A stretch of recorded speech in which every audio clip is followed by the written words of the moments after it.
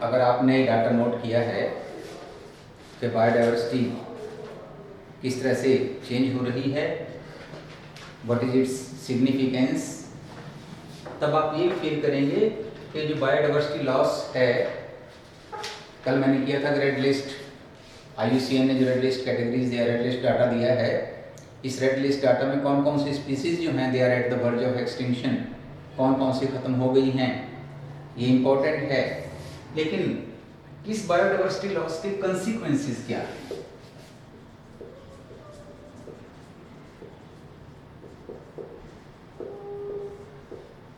Dangerous results क्या होंगे इसके, अगर if there is regular biodiversity loss, किसी भी रीजन से, किसी भी एरिया से बायोडाइवर्सिटी लूज कर रही है या खत्म होती जा रही है, there is loss of biodiversity, तो इसके क्या क्या कंसिक्वेंसेस होंगे? पहला consequences, decrease in number of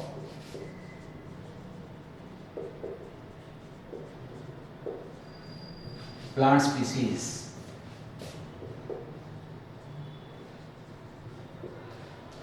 वो रीजन जहां से बायोडाइवर्सिटी लॉस हो रहा है, बायोडाइवर्सिटी डिक्रीज हो रही है, थ्रेट पर है, वहां पर नंबर ऑफ प्लांट स्पीसीज या प्लांट प्रोडक्शन कम हो जाएगा। और प्लांट प्रोडक्शन अगर कम हो रहा है, what does it mean? Plant species को आपने कहा है ऑटोट्रॉप्स, यानी कि प्रोड्यूसर्स।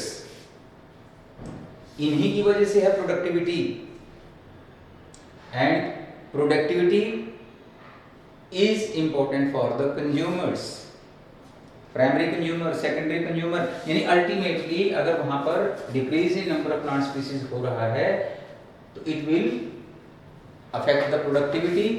प्रोडक्टिविटी अगर अफेक्ट होगी तो जो एनिमल स्पीसीज हैं, कंज्यूमर्स हैं, उनको नुकसान होगा।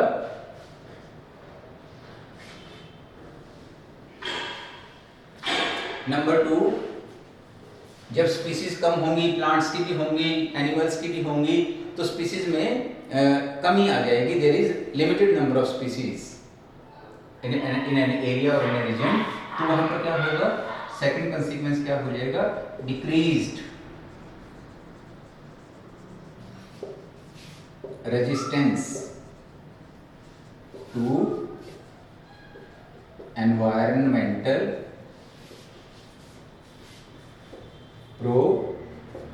perturbances such as drought, flood, etc. अगर आपकी बायोडाइवर्सिटी लॉस हो रहा है तो वहां पर एनवायरनमेंट के हैजर्डस इफेक्ट्स नजर आ जाएंगे। ड्राउट होगा, उसका इफेक्ट ज़्यादा आ जाएगा, यानी एरिया वो उसके लिए रेजिस्टेंस कम हो जाएगा।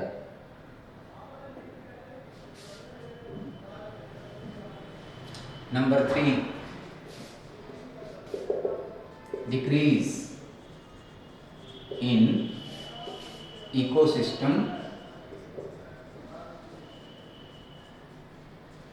प्रोडक्ट्स भी कम होंगे, प्रोडक्टिविटी भी कम होगी, सभी कुछ इकोसिस्टम में कम हो जाएगा। डिक्रीज इन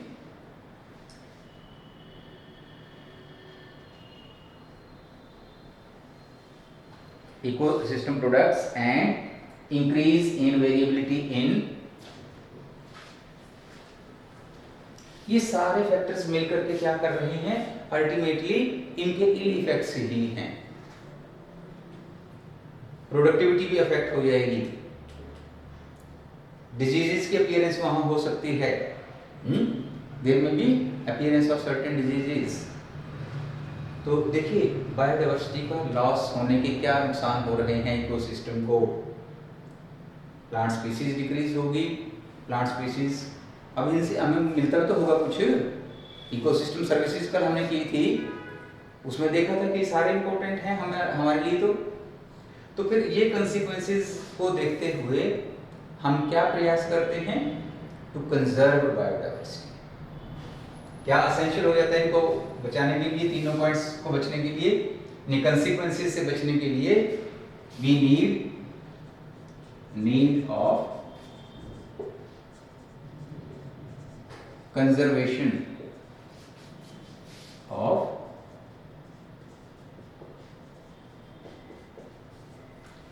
ये आज बर्निंग नीड है टाइम की कि बायोडाइवर्सिटी को खत्म होने से बचाया जाए, लॉस होने से बचाया जाए।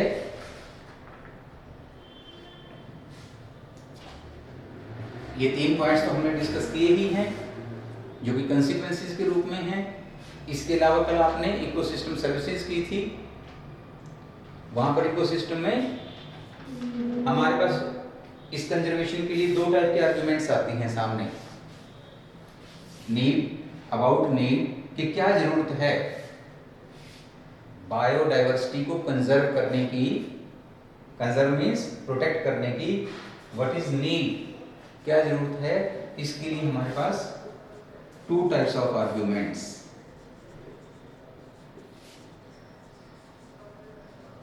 ये सिंपल क्वेश्चन है कि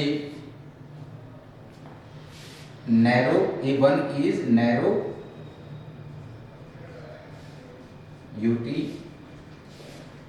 utilitarian arguments and broad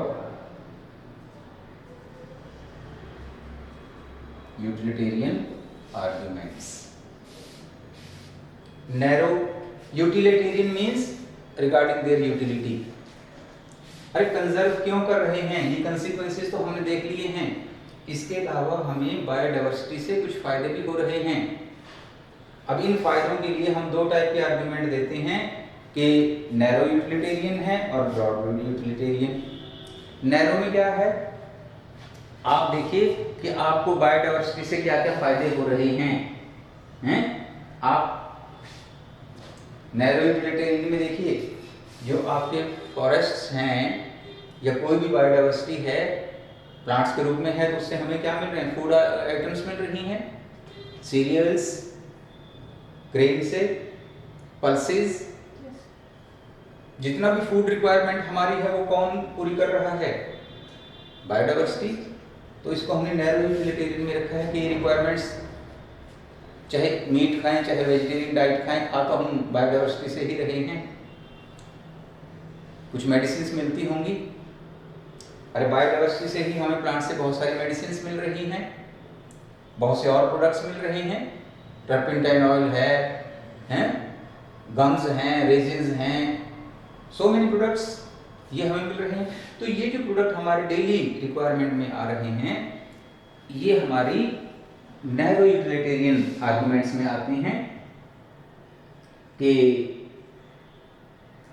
जितनी भी ड्रग्स हैं, जितनी भी दवाइयाँ हैं, जितनी भी मेडिसिन हैं, या कितने ही प्लांट के और प्रोडक्ट्स हैं जो हमारे लिए ज़रूरी हैं, we get from the biodiversity. इसलिए भी हमारा ये ड्यूटी बन जाती है टू कंजर्व द बायोडाइवर्सिटी। और ब्रॉड यूटिलिटेरियन, इसमें तो जीवन का प्रश्न है। Oxygen, O2, what is source of oxygen? Source of oxygen is plants photosynthesis से एनर्जी अपने लिए कंजर्व कर रहे हैं, औरों के लिए बना रहे हैं, प्लस ऑक्सीजन बना रहे हैं। तो हमारे एनवायरनमेंट को इसके लिए एबल कर रहे हैं, बना रहे हैं, एनेबल कर रहे हैं कि उसमें CO2 की परसेंटेज कम हो and O2 in environmental conditions ideal बन जाएं। इसके लिए भी बायोडाइवर्सिटी इज रिस्पॉन्सिबल। आपने कल पढ़ा था कि लंग्स ऑफ प्लेनेट अर्थ, कौन है lungs of planet earth?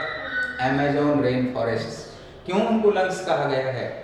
Because वहां पर जो पूरी ऑक्सीजन है, मैक्सिमम ऑक्सीजन है, वो वहीं के बायोडाइवर्सिटी हॉटस्पॉट से बन रही है। तो इसलिए और ले लिए ब्रॉड यूटिलिटेरियन में, ये तो हमने सिर्फ एक ऑक्सीजन कहा है, ये तो यहाँ तो लाइफ का ही क्वेश्चन आ गया था कि अगर ऑक्सीजन नहीं तो लाइफ नहीं। आप जरा कंपेयर तो करें, एक सिलेंडर ऑक्सीजन का एक डॉक्टर को भरवाना पड़ता है तो कितने में भरता है, और एक पेड़ आपको कितनी फ्री ऑक्सीजन प्रोवाइड कर रहा है, आप उसको अंडर वैल्यू करते हैं। अगर इसको अप टू मार्क वैल्यू दे दें तब आप पेड़ लगाने को इंपॉर्टेंस देंगे। तो ब्रॉड यूटिलिटेरियन आप और देख लीजिए, आपके प्लांट्स हैं, कोएग्जिस्टेंस में हैं, प्लांट्स हैं तो पॉलिनेटर्स हैं, अरे पॉलिनेटर हैं तो प्लांट्स हैं, दोनों के एक दूसरे के बिना तो चल नहीं पाएंगे। प्लांट्स नहीं तो पॉलिनेटर भी खत्म हो जाएंगे, और अगर पॉलिनेटर नहीं है तो प्लांट्स खत्म हो जाएंगे। तो कितना बड़ा रिलेशनशिप है दोनों के बीच में। तो this is again a broad utilitarian argument, जिसकी वजह से हमें बायोडाइवर्सिटी को कंजर्व करना है। तो ये क्वेश्चन थ्योरेटिकल और कुछ हिस्टोरिकल से ज़्यादा लग रहे हैं कि हिस्ट्री लिखनी है इसमें, हमने या कुछ लिखना है, अंडरस्टैंडिंग कम है। अगर आपका एक्सप्रेशन ऑफ लैंग्वेज ठीक है तो ये कोई डिफिकल्ट क्वेश्चंस नहीं हैं। इनको कोई बहुत, सबको पता है कि पेड़ से हमें ये बेनिफिट्स हो रहे हैं, उन्हीं बेनिफिट्स को हमने दो उसमें आर्ग्यूमेंट्स में डाल दिया है।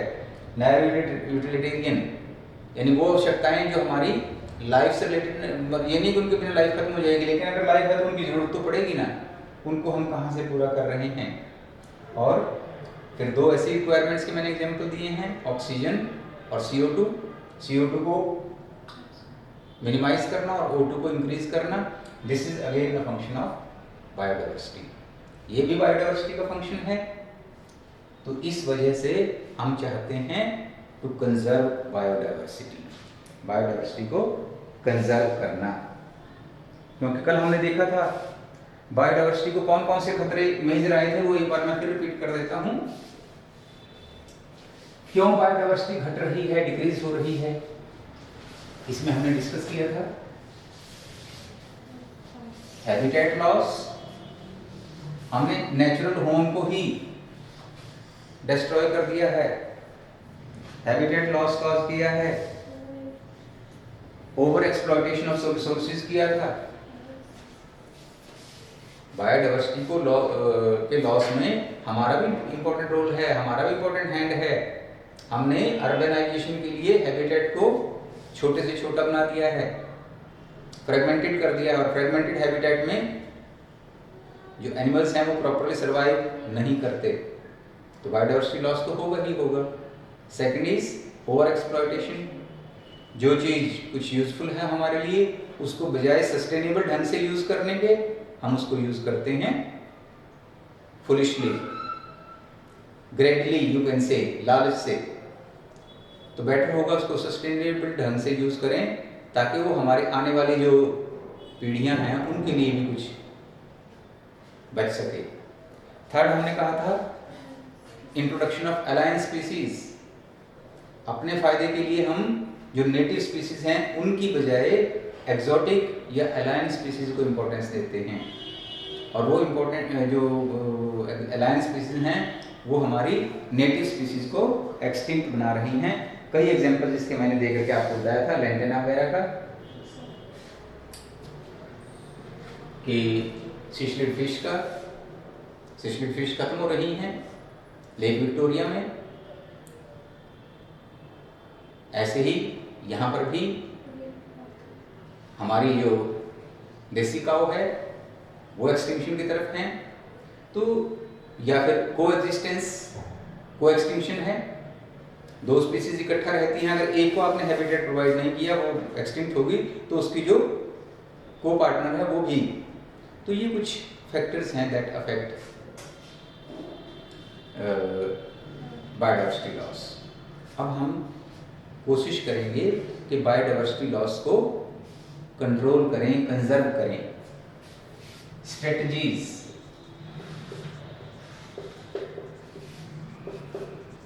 For conservation of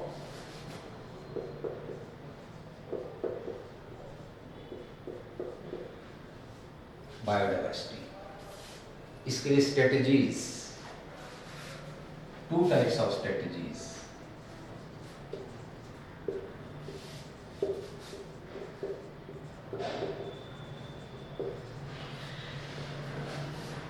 Are used. एक है insight to strategies.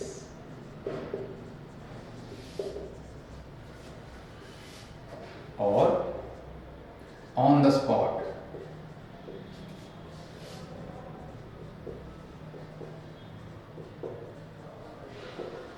ये कौन सी स्ट्रेटजीज है? Strategies means methods. तो एक है इनसाइट, तो लिखा ही नहीं, इन साइड टू, और दूसरी है ex situ two strategies. More important are in situ strategies, on the spot strategies. Ex situ को हम बाद में डिस्कस करेंगे. In situ strategies. In situ में हम क्या कोशिश करते हैं? On the spot, जहां पर भी कोई बायोडाइवर्सिटी है उसको उसके नेचुरल प्लेस पर भी कंजर्व करना. On the spot या on conservation of biodiversity at its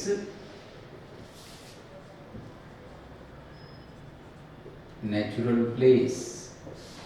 जहां पर वो बायोडाइवर्सिटी अवेलेबल हो रही है उसको वहीं पर कंजर्व करना, वहीं पर प्रोटेक्ट करना. कौन कौन से मेथड्स इसके लिए यूज किए जाते हैं? नंबर 1, क्या है इन साइटो स्ट्रेटजीज के different plans? National parks. National parks. Number 2 हम यूज कर सकते हैं सेंचुरीज या वाइल्ड लाइफ सेंचुरीज. हम यूज कर सकते हैं या हम बना सकते हैं biosphere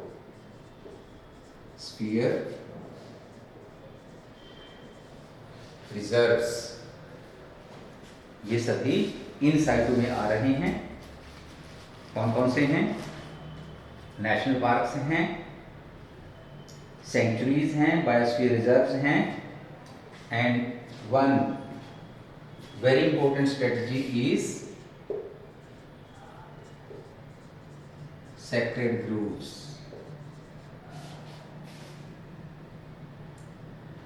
National parks, sanctuaries, in wildlife sanctuaries, biosphere reserves and sacred groves. ये सभी कवर हो रही हैं अंडर इन साइटो स्ट्रेटजीज. जो भी बायोडाइवर्सिटी जहां पर wherever it is available to conserve it at its natural place is called in situ strategy. तो इसमें हम नेशनल पार्क्स. अब इंपॉर्टेंट क्या होगा?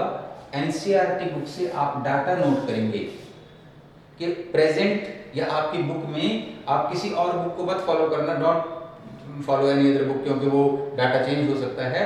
जो एग्जाम मानता है वो एनसीईआरटी के डाटा को मानता है. तो बता देता हूं कि आपको नेशनल पार्क्स क्या हैं. What are national parks? आप डिफाइन क्या करेंगे? लिख सकते हैं आप. ये इनसाइड का है. नेशनल पार्क्स क्या हैं? नेशनल पार्क्स आर, नोट कर लें, national parks are tracts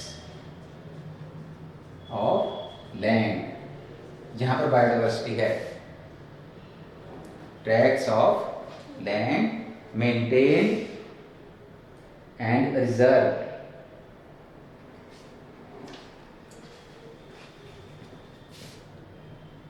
reserved and maintain. इनको कौन मेंटेन करता है? By central government. इनको सेंट्रल गवर्नमेंट मेंटेन, ये कुछ पीसेज ऑफ लैंड हैं, ट्रैक्ट्स ऑफ लैंड हैं जो रिजर्व कर दिए गए हैं और मेंटेन किया जा रहा है। उनको कौन कर रहा है मेंटेन? Central government. लेकिन इनमें किसी भी टाइप की पब्लिक इंटरफेरेंस को टॉलरेट नहीं किया जाता है। नेशनल गवर्नमेंट सोनली फॉर द, किसके लिए प्रोटेक्ट कर रहे हैं? फॉर वाइल्ड लाइफ कर दो आप। वाइल्ड लाइफ को प्रोटेक्ट करने के लिए रिजर्व और मेंटेन कर दिया गया है। ये कुछ ट्रैक्स हैं, एक ट्रैक मार्क कर दिया जाता है, जगह मार्क कर दी जाती है जहां पे हॉटस्पॉट होता है और उसको वाइल्ड लाइफ को प्रोटेक्ट करने के लिए, बचाने के लिए यूज किया जाता है। तो ऐसी जगह में इनमें प्राइवेट तरीके से कुछ ऑपरेशंस सच एज कल्टीवेशन, ना इनमें किसी को कोई क्रॉप उगाने की इजाजत दी जाएगी, कल्टीवेशन या कल्टीवेशन के साथ साथ उसमें कोई मार्केटिंग का ऑपरेशन या कोई और प्राइवेट एक्टिविटी